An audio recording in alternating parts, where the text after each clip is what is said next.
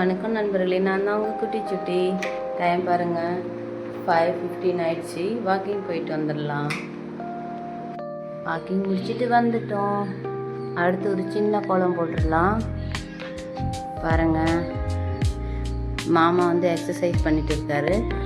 அவர் வேலையை பார்க்குறாரு, நம்ம வேலையை பார்க்குவோம். ஒரு சின்ன கோலம் போட்டு பார்க்கலாம். சின்னதாக ஒரு கோலம் போட்டாச்சு, வாங்க அப்புறம் பார்க்கலாம். பாருங்கள், என் சின்ன பையன் காலையிலே இறந்துட்டான். கார் ஓட்டிகிட்டு இருக்கான் பாருங்கள். அதே மாதிரி ஜூஸும் ரெடி பண்ணி வச்சியாச்சு. இன்றைக்கி நெல்லிக்காய் ஜூஸ் தான். இப்போ என்ன சமைக்கலாம்னு பார்க்கலாம்.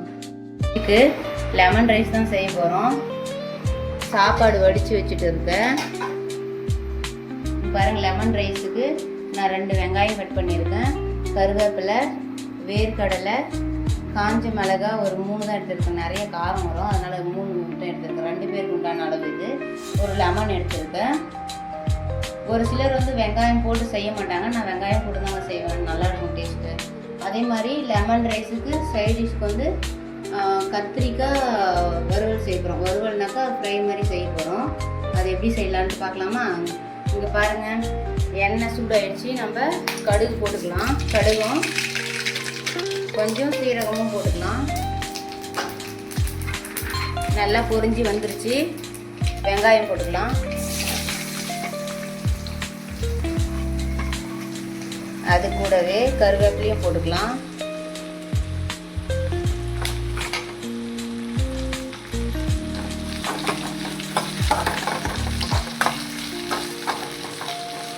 கொஞ்சம் வெங்காயம் வதங்கினதும் வேர்க்கடலை சேர்த்துக்கலாம். என் பையன் வேர்க்கடலைனா அதிகமாக சாப்பிடுவான், அதனால் கொஞ்சம் அதிகமாகவே எடுத்துருக்கேன். அதையும் சேர்த்துக்கலாம்.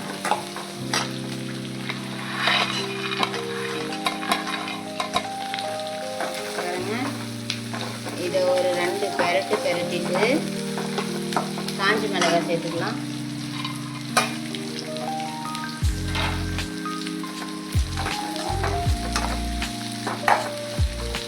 கொஞ்சமாக உப்பு போட்டுக்கலாம். தேவையான அளவுக்கு உப்பு போதும். அதுக்கப்புறம் பத்தல்னா போட்டுக்கலாம்.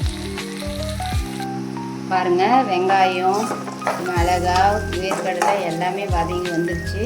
இப்போ நம்ம இந்த சாப்பாடு வடித்து வச்சுருக்கோம் இல்லையா, அதை இதில் போட்டுக்கலாம். 2 பேருக்கு உண்டான அளவு, அதுக்கு தகுந்த மாதிரி சாப்பாடு சேர்த்துக்கலாம். கொஞ்சம் உதிரியாக வடிச்சுக்கோங்க, அப்போ தான் நல்லாயிருக்கும். மஞ்சள் ஆல்ரெடி போட்டு வதங்கிருச்சு. பாருங்கள், சோறு போட்டு நல்லா வதக்கி விட்டுட்டேன். இப்போ லெமன் புழிஞ்சிக்கலாம். லெமன் புழிஞ்சிட்டு ஒரு 2 முறை பெரட்டி எடுத்துட்டாக்க லெமன் ரைஸ் ரெடி ஆகிடும். சிம்பிள் தாங்க இது செய்கிறது. லஞ்ச் பாக்ஸுக்கு செய்கிறது ஈஸி, டேஸ்ட்டாகவும் இருக்கும். இதோட ஒரு ஆம்லேட்டோ இல்லை பாயில் எக்கு, இந்த மாதிரி சிக்கன் ஃப்ரை, இந்த மாதிரி எது வச்சு சாப்பிட்டாலும் டேஸ்ட்டாக இருக்கும்.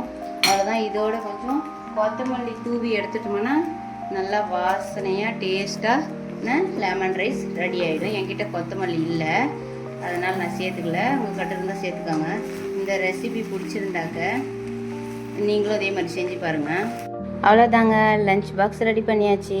பாருங்கள், லெமன் ரைஸ், பாயில் பண்ண எக்கு, நல்லா மொறுன்னு கத்திரிக்காய் ஃப்ரை, ஸ்நாக்ஸுக்கு முறுக்கு, பசங்க இங்கேயே குடிச்சிட்டு போயிடுவாங்க, மோர். அவ்வளோதாங்க, இன்றைக்கி உண்டான லஞ்ச் பாக்ஸ் ரெசிபி முடிஞ்சது.